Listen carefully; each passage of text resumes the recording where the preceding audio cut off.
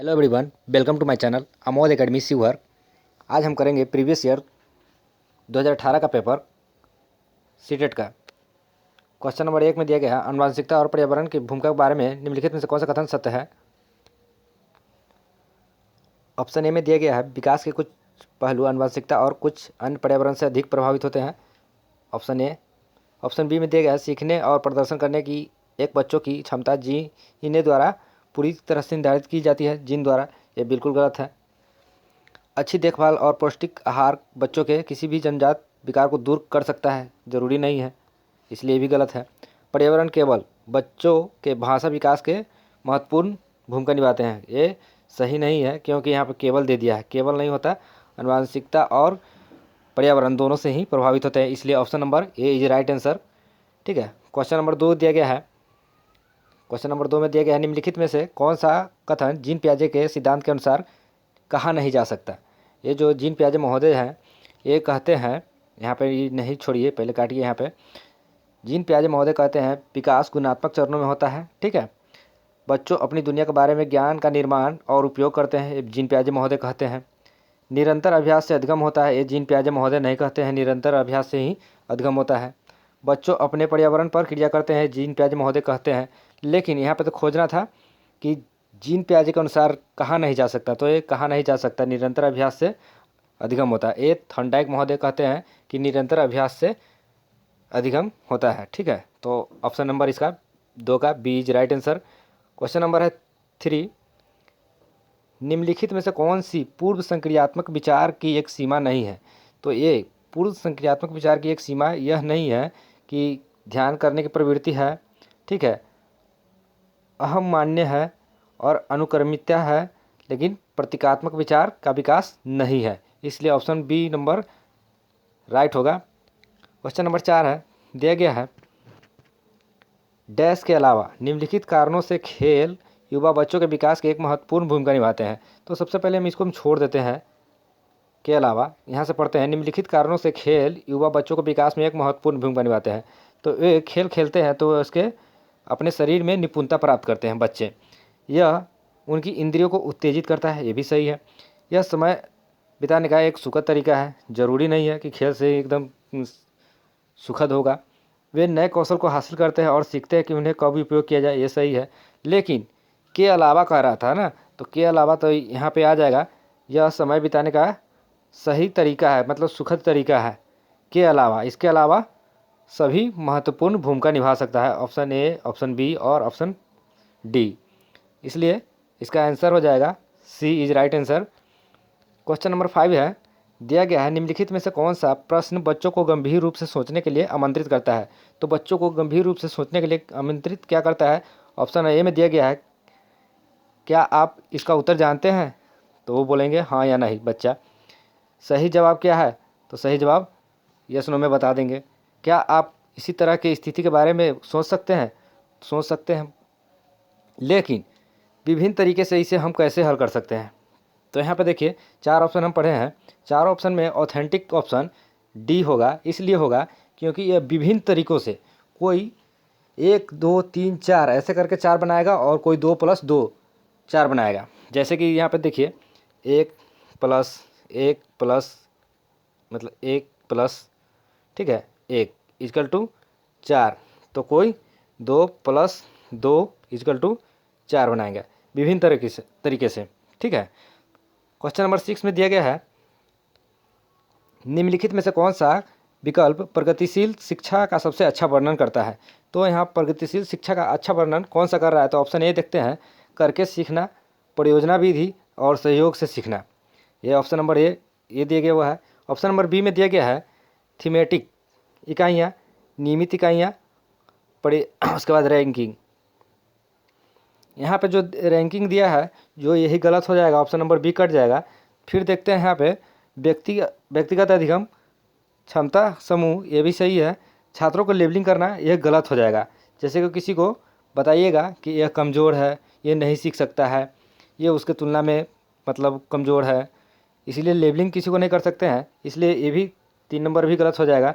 परियोजना विधि, क्षमता समूह बनाना और रैंकिंग नहीं कर सकते हैं, इसलिए तीसरा गलत हो गया। और यहाँ पे ऑप्शन नंबर ए सही हो गया, करके सीखना, परियोजना विधि, सहयोग से सीखना, इसलिए option A is right answer. Question number 7 है, दिया गया है प्रगतिशील शिक्षा के बारे में निम्नलिखित में से कौन सा कथन बताता है कि शिक्षा स्वयं ही जीवन है। तो ऑप्शन ए पढ़ेंगे, स्कूली शिक्षा को यथासंभव लंबे समय तक जारी रखना चाहिए। नहीं, लंबे समय तक क्यों जारी रखेंगे। ऑप्शन नंबर बी में दिया गया है, स्कूलों की आवश्यकता नहीं है, अब बच्चे अपने जीवन के अनुभवों से सीख सकते हैं। ये हो सकता था, लेकिन स्कूल नहीं जाएगा तो बच्चा कुछ सामाजिक और प्राकृतिक दुनिया को फर्क नहीं समझ पाएगा, इसलिए स्कूल भी जाना जरूरी है। यहाँ पर दिया गया है ऑप्शन नंबर 3, स्कूलों में शिक्षा सामाजिक और प्राकृतिक दुनिया को प्रतिबिंब करे। और यहाँ पर दिया गया है, देखिए, स्कूलों में शिक्षा सामाजिक और प्राकृतिक दुनिया को प्रतिबिंब करे, इसलिए यह हमारा option number 3 is right answer. 4 नहीं देखेंगे। क्वेश्चन नंबर 8 दिया गया हुआ है, कोहलबर्ग के सिद्धांत के योगदान के रूप में निम्नलिखित में से किसे माना जा सकता है। तो यहाँ पर देख लेंगे किसे माना जा सकता है। उनके सिद्धांत ने संज्ञानात्मक परिपक्वता और नैतिक परिपक्वता के बीच एक सहयोग का समर्थन किया है। Option number A is right ही लग रहा है हमें। देख लेते हैं ऑप्शन नंबर बी, इस सिद्धांत में विस्तृत परीक्षण की प्रक्रियाएं हैं। नहीं, यह नैतिक तर्क और कार्रवाई के बीच एक स्पष्ट संबंध स्थापित करता है। ये भी नहीं होगा, कोई संबंध स्थापित नहीं करता है। उनका विश्वास कि बच्चों में नैतिक दर्शन है, ये नहीं है इसलिए option number A is right answer. Question number 9 में दिया गया है, निकटवर्ती विकास का क्षेत्र संदर्भित करता है। देख लीजिए, ऑप्शन नंबर ए में दिया गया है, उस चरण को जब अधिकतम विकास का संभव हो। जरूरी नहीं है, इसलिए ये गलत हो जाएगा। उस विकासात्मक चरण को जब बच्चा सीखने को पूरी जिम्मेदारी लेता है, हो सकता है जिम्मेदारी ले सकता है। ठीक है, एक संदर्भ को जिसमें बच्चों सहयोग के सही स्तर के साथ कोई कार्य स्वयं, यहाँ पर स्वयं हमारा ये पॉजिटिव टैग वर्ड है, इसलिए हमको ऑप्शन नंबर 3 ज़्यादा अच्छा लग रहा है। देखते हैं चौथा, उस सीखने के बिंदु को जब सहयोग वापस लिया जा सकता है। वापस लेंगे, क्या वो सीख लेंगे? नहीं।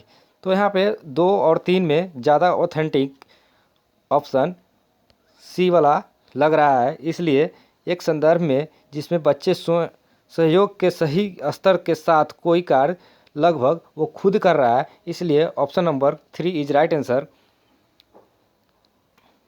यहाँ दिया गया है, एक उभयलिंगी व्यक्ति है। उभयलिंगी व्यक्ति ऑप्शन नंबर ए में दिया गया है, स्त्री लक्षण वाले पुरुषों को संदर्भित करता है। नहीं। में आमतौर पर माने गए मर्दाना और स्त्री गुणों का समायोजन होता है। उभयलिंगी का मतलब यही होता है कि आमतौर पर माने गए मर्दाना और स्त्री वाला गुण दोनों समान होता है, समायोजन होता है उसमें, उस व्यक्ति में, इसलिए option number B is right answer 10 का। चलिए 11 नंबर देखते हैं, बच्चों डैश को छोड़कर अन्य सभी के द्वारा लिंग भूमिकाएं ग्रहण करते हैं।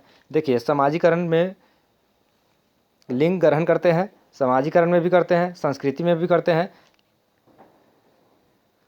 और ट्यूशन में नहीं करते हैं। इसको छोड़ करके बाद बाकी, ट्यूशन को छोड़ करके बाद बाकी मीडिया में भी हो जाता है, समाजीकरण में हो जाता है, संस्कृति में भी हो जाता है, क्योंकि ट्यूशन में हर एक व्यक्ति को एक दूसरे के साथ बैठा कर पढ़ाया जाता है, इसलिए ट्यूशन को छोड़ करके अन्य सभी के द्वारा लिंग भूमिकाएं ग्रहण करते हैं। क्वेश्चन नंबर 12 दिया गया है, मानकीकृत परीक्षणों की आलोचना में से एक यह है कि वे मुख्य रूप से मुख्यधारा की संस्कृति का प्रतिनिधित्व करते हैं, इसलिए पक्षपाती होते हैं। उनकी भाषा को समझना मुश्किल होता है। क्या मुश्किल होता है? परीक्षण बड़ी आबादी पर लागू नहीं किए जाते हैं। क्या बात करते हैं, सभी जगह लागू किए जाते हैं। वे बच्चे की क्षमता की स्पष्ट तस्वीर नहीं देते, ये गलत बात है, इसलिए ऑप्शन नंबर ए ही अच्छा लग रहा है, ऑथेंटिक है। वे मुख्य रूप से मुख्यधारा के संस्कृति का प्रतिनिधित्व करते हैं और इसीलिए वो पक्षपाती होते हैं। क्वेश्चन नंबर 13 दिया गया है, एकाधिक बुद्धिमानी का सिद्धांत कहता है। ऑप्शन नंबर ए में दिया गया है, बुद्धि तेजी से बढ़ाई जा सकती है। कैसे बढ़ा लेंगे? बुद्धि कई प्रकार के हो सकती है। पेपर पेंसिल परीक्षण सहायक नहीं है, ये सहायक है, लेकिन यहाँ पे नहीं दिया है, इसलिए ये गलत हो जा रहा है। प्रभावी अध्यापन के द्वारा बुद्धि बढ़ाई जा सकती है। बढ़ाई जा सकती है। लेकिन अब देखिए यहाँ पे ऑप्शन नंबर बुद्धि कई प्रकार के हो सकती है। हार्वर्ड गार्डनर ने बताया है कि बुद्धि 7 प्रकार के होते हैं। तो यहाँ पे एकाधिक बुद्धिमानी का सिद्धांत कहता है बुद्धि कई प्रकार के हो सकते हैं। ठीक है, क्वेश्चन नंबर है 14, दिया गया है शिक्षक सीखने के लिए मूल्यांकन और सीखने के मूल्यांकन दोनों का उपयोग कर सकते हैं बच्चों की प्रगति और उपलब्धि का स्तर जानने में। ये सही है, लग रहा है सही है। बच्चों के सीखने की ज़रूरत को जानने में और तदनुसार शिक्षण रणनीति का चयन करने में, ये भी सही है। देख लीजिए, आवधिक अंतरालों पर बच्चों को दर्शन का आकलन करने में और उसके प्रदर्शन को प्रमाणित करने में लग रहा है। लेकिन सबसे ज़्यादा इसमें चारों ऑप्शन में सबसे बढ़िया ऑप्शन कौन सा है, इसमें ये चूज करना पड़ता है सीटेट के एग्ज़ाम में। तो यहाँ पर देख रहे हैं बच्चों की प्रगति की निगरानी करने और उनके सीखने के अंतराल को भरने के लिए उचित लक्ष्य निर्धारित करने में, ये बात गलत है, ये कट गया। अब देखिए इसमें तीनों में कौन सा ऑथेंटिक है। तो सबसे पहले यहाँ पे ऑथेंटिक हमें लग रहा है कि यहाँ पे बच्चों को सीखने की ज़रूरत को जानने और तदनुसार शिक्षण रणनीति का चयन करने में बी इज राइट आंसर 14 का। 15 का दिया गया है, 15 में क्वेश्चन दिया गया है निम्नलिखित में से कौन सा सतत और व्यापक मूल्यांकन से संबंधित नहीं है। यहाँ पर देख रहे हैं नहीं है, नेगेटिव क्वेश्चन पूछा है। तो देख लेते हैं, यहाँ पर दिया गया है नेगेटिव क्वेश्चन और यहाँ पे नेगेटिव हमें खोजना है। तो यहाँ पर देख लेते हैं, इसे भारत के शिक्षा अधिकार अधिनियम द्वारा अनिवार्य किया गया है। ठीक है, यह शिक्षण अधिगम प्रक्रिया का एक अभिन्न है। यह विभिन्न शिक्षा क्षेत्र में बच्चों को उपलब्धि पर केंद्रित है, सही है। यह बच्चों को धीमे, खराब या बुद्धिमान के रूप में चिन्हित करने में उपयोगी होता है, गलत। तो जो हमें क्वेश्चन का आंसर निकालना था ये डी निकलेगा। यह बच्चों को धीमे, खराब या बुद्धिमान के रूप में चिन्हित करने के में उपयोगी होता है, जो कि यहाँ से नहीं पूछा है। तो option number D is right answer. Question number 16, निम्नलिखित में से बच्चों में प्रतिभाशालिता डैश के कारण हो सकती है। देखिए अभी हम क्वेश्चन नंबर 1 में हम बताए हुए थे आनुवांशिकता और वातावरण के बीच अंतःक्रिया के कारण वो प्रतिभाशाली होने का कारण हो सकता है। एक संसाधन समृद्ध वातावरण के कारण नहीं, सफल माता पिता के कारण नहीं, क्योंकि ज़रूरी नहीं है कि जिसके माता पिता कोई बड़े पदाधिकारी हैं तो उनका बेटा भी बड़े पदाधिकारी ही होंगे, इसलिए यहाँ पे ये नहीं होंगे। एक अनुशासित दिनचर्या, ये भी नहीं होंगे, इसलिए option number A is right answer. आनुवांशिकता और वातावरण के बीच के अंतःक्रिया के कारण प्रतिभाशाली होने के कारण हो सकते हैं। क्वेश्चन नंबर है 17 में दिया गया है एक सामाजिक आर्थिक रूप से वंचित पृष्ठभूमि से आने वाले बच्चों को कक्षा के माहौल की आवश्यकता होती है। ऑप्शन नंबर ए में दिया गया है उन्हें अच्छा व्यवहार सिखाता है, उन्हें सांस्कृतिक और भाषाई ज्ञान को महत्व देता है तथा उनका उपयोग करता है। ठीक है, उनकी भाषा को उपयोग को हतोत्साहित करता है, यह कि नेगेटिव टैग वर्ड है, जो कि यह गलत हो गया। बच्चों को उनकी क्षमताओं के आधार पर वर्गीकृत करता है, जो कि नहीं करता है वर्गीकृत, तो ये भी गलत हो गया। अब देखिए यहाँ पे option number A, option number B दिया गया है। इनमें सबसे अच्छा ऑप्शन यह है कि उन्हें सांस्कृतिक और भाषाई के ज्ञान का महत्व देता है तथा उनका उपयोग करता है, इसलिए बी इज राइट आंसर। 18 का दिया गया है क्वेश्चन कक्षा में सृजनात्मक और प्रतिभाशाली बच्चों के लिए आवश्यक हस्तक्षेप निर्भर करता है। तो यहाँ पर दिया गया ऑप्शन नंबर ए, शिक्षक द्वारा अनुकूलित और प्रेरक निर्देशन तरीकों का उपयोग करके उन्हें अतिरिक्त समय दिए जाने पर, ठीक है, उनके प्रति स्नेह होने के नाते पर, ठीक है, उन्हें अन्य बच्चों को पढ़ने की जिम्मेदारी देने पर, जो कि यहाँ पे option number A is right answer होगा, क्योंकि शिक्षक द्वारा अनुकूलित और प्रेरक निर्देशन तरीके से उपयोग पर। ठीक है, क्वेश्चन नंबर 19 है अति संवेदनशील बच्चों को सिखाने में मदद करने के लिए निम्नलिखित में से कौन सा तरीका उपयुक्त नहीं है। यहाँ पे नहीं पूछा है, अगर है तो यहाँ पे देखिए होता क्या, अगर है यहाँ, अगर नहीं रहता, अगर है, मान लीजिए है, अति संवेदनशीलता बच्चों को सिखाने में मदद करने के लिए निम्नलिखित में से कौन सा तरीका उपयुक्त है, तो यहाँ पर देख लीजिए यह ऑप्शन ए में दिया गया है एक कार्य को छोटे प्रबंधकीय खंडों में तोड़ना, यह है। ठीक है, अधिगम को वैकल्पिक तरीके से पेश करना, ये भी है। उनके दैनिक कार्यक्रम में शारीरिक गतिविधि का समावेश करना, ये भी है। लेकिन यहाँ पे पूछा गया है नहीं है, तो यहाँ पे ये है बेचैन होने पर उन्हें अक्सर फटकार लगाना। फटकार किसी को नहीं लगा सकते हैं, बच्चे को। ठीक है, इसलिए डी इज राइट आंसर।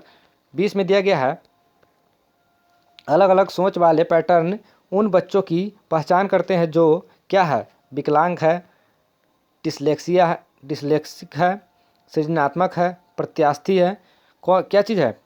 तो यहाँ पे अलग अलग सोच पैटर्न वाले बच्चों की पहचान सृजनात्मकता से होती है, जिसे हम अपसारी चिंतन के नाम से पुकार सकते हैं। ठीक है, इसलिए 20 का सी इज राइट आंसर। 21 नंबर दिया गया है निम्नलिखित में से कौन सा शिक्षक द्वारा कक्षा में बच्चों के लिए समस्या हल करने के तरीका का वर्णन कर सकता है, समस्या हल करने का वर्णन कर सकता है। ठीक है, यहाँ पे नहीं हम काट दिए हैं, अभी इग्नोर करेंगे उसको। और यहाँ पे किसी विशेष समस्या को हल करने के बारे में अपनी विचार प्रक्रियाओं पर चर्चा करना, जब नहीं रहेगा तो ये ऑप्शन ए इज राइट होगा। कुछ हल करते समय गलतियों को करने के प्रति ईमानदार रहना, ये भी हो सकता है। ऑप्शन नंबर 3 है सोच विचार परीक्षण और विभिन्न उत्तरों जैसे शब्दावली का उपयोग करना। ये तीनों हो सकता था जब यहाँ पे नहीं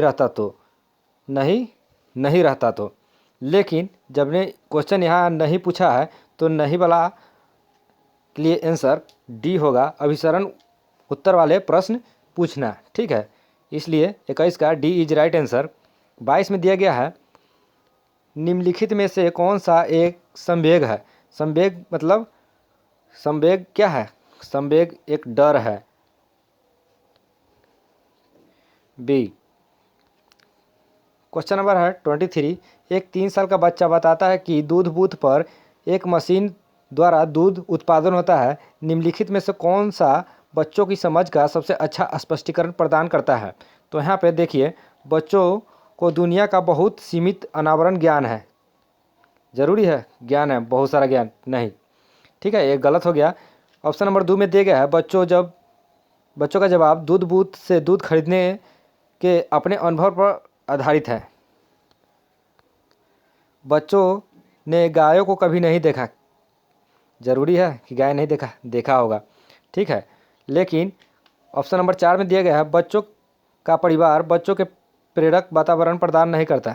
नहीं, यहाँ पे है जो बच्चा है वो कभी देखे होंगे बूथ पे कि वहाँ पे मशीन द्वारा दूध दिया जाता है, तो अपने बच्चों का जवाब दूध बूथ पर दूध खरीदने के अपने अनुभव पे आधारित होगा। ठीक है, क्वेश्चन नंबर है 24 दिया गया है इसमें निम्नलिखित में से कौन सा शिक्षक की भूमिका का सबसे अच्छा वर्णन करता है। सबसे अच्छा वर्णन कौन करता है, तो ऑप्शन ए पढ़ेंगे कक्षा में शिक्षक की सबसे महत्वपूर्ण भूमिका अनुशासन को बनाए रखना। सिर्फ यही भूमिका है, गलत है। एक शिक्षक को निर्धारित पाठ्य पुस्तक का पालन करना चाहिए, निर्धारित नहीं कर सकते हैं पाठ्य पुस्तक। ठीक है, ये भी गलत है। ऑप्शन नंबर 3 है पाठ्यक्रम को समय पर पूरा करने के साथ साथ दोहराने के लिए पर्याप्त समय देना, दोहराना। ठीक है, ये भी गलत है। ऑप्शन नंबर 4 में दिया गया है आराम के लिए जगह बनाना जहां बच्चों संवाद और पूछताछ के माध्यम से सीखते हैं। इसका कहने का तात्पर्य यह है कि बच्चों किसी भी टाइम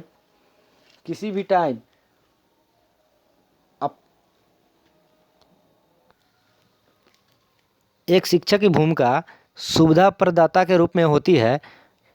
वह ऐसे सहज परिस्थितियों की वातावरण उपलब्ध कराएंगे बच्चों को जिससे बच्चे बेझिझक एक दूसरे से संवाद कर सके। ठीक है, इसलिए option number D is right answer. Question number दिया गया है 25 निम्नलिखित में से कौन सी कक्षा समृद्ध शिक्षा को प्रोत्साहित करती है। तो यहाँ पे ऑप्शन जो दिया गया है वह कक्षा जिसमें प्रदर्शित विभिन्न प्रकार की सामग्री बच्चों की पहुंच से परे हो ताकि सामग्री लंबे समय तक चल सके। गलत बात है। ठीक है, क्यों गलत है तो देख लीजिए क्या गलत है। यहाँ पे जो बताया जा रहा है बच्चों से पहुंच से दूर हो, पहुंच से परे हो, इसलिए गलत हो जाएंगे। वह कक्षा जिसमें खुली गतिविधि होने के कारण, गतिविधि कोने होने के और विभिन्न प्रकार के बाल सहित खुली ताक में रखी हो, जो दिन के किसी भी समय प्राप्त किया जा सके। ये ऑप्शन बी लग रहा है सही है। देख लेते हैं क्वेश्चन ऑप्शन 3, अलमारी में अच्छी तरह संगठित सामग्री वाली कक्षा जहां सामग्री को सप्ताह में एक बार कैसे खुलिएगा, एक बार खोलकर बाहर लाया जाए। ये बात गलत है। जब मन करे तब वहाँ पे खोल करके लाया जाए, बच्चा को पढ़ाया जाए, बच्चा खुद पढ़े। ठीक है, ऑप्शन नंबर डी में दिया गया है पाठ्य पुस्तक सामग्री द्वारा संचालित संरचित और योजनाबद्ध अध्ययन वाली कक्षा हो। ये बात गलत है, इसलिए ऑप्शन नंबर इसका बी होगा। वह कक्षा जिसमें खुली गतिविधि कोने हो और विभिन्न प्रकार के बाल सहित खुली ताक में रखी हो, जो दिन के किसी भी समय प्राप्त किया जा सकते और बच्चे एक दूसरे से संवाद करके बेझिझक बोल करके अपना सवाल को पूछताछ करके संतुष्ट हो, सीखे। क्वेश्चन नंबर दिया गया है 26, निम्नलिखित में से कौन सा कक्षा में पाठ्य पुस्तकों की भूमिका का सबसे अच्छा वर्णन करता है। देखिए ऑप्शन नंबर ए में दिया गया है वे कक्षा में उपलब्ध संसाधन और संदर्भ सामग्री में एक हो। ठीक है, वे एक राज्य या राष्ट्र में अधिगम में एकरूपता बनाए रखते हैं। वे अध्ययन के पाठ्यक्रम के बारे में शिक्षकों और माता पिता को मार्गदर्शन प्राप्त करते हों, ये सही हो सकता है। वे संसाधन रहित संदर्भ में सबसे आवश्यक संसाधन बनाते हैं, ये गलत होंगे। ऑप्शन नंबर इसका सी होगा, वे अध्ययन के पाठ्यक्रम के बारे में शिक्षकों और माता पिता को मार्गदर्शन प्राप्त करते हो। ठीक है, यहाँ पे दिया गया हुआ है 27 क्वेश्चन, राष्ट्रीय पाठ्यचर्या फ्रेमवर्क 2005 में अपनी समझ डैश से प्राप्त की है। ये आप लोग हमें कमेंट करके बताएंगे, क्योंकि हम एनसीईआरटी का वीडियो अपलोड कर चुके हैं लगभग 7 दिन पहले। आप वहाँ वीडियो देखें। उस वीडियो को देखने के बाद उस वीडियो में 50 क्वेश्चन बताया गया है, वन लाइनर। उस 50 क्वेश्चन से आपको सीटेट एग्ज़ाम में 3 क्वेश्चन हर हाल में आएंगे उसी में से, इसलिए आप लोग वह वीडियो ज़रूर देखें। इस 27 क्वेश्चन को आप लोग कमेंट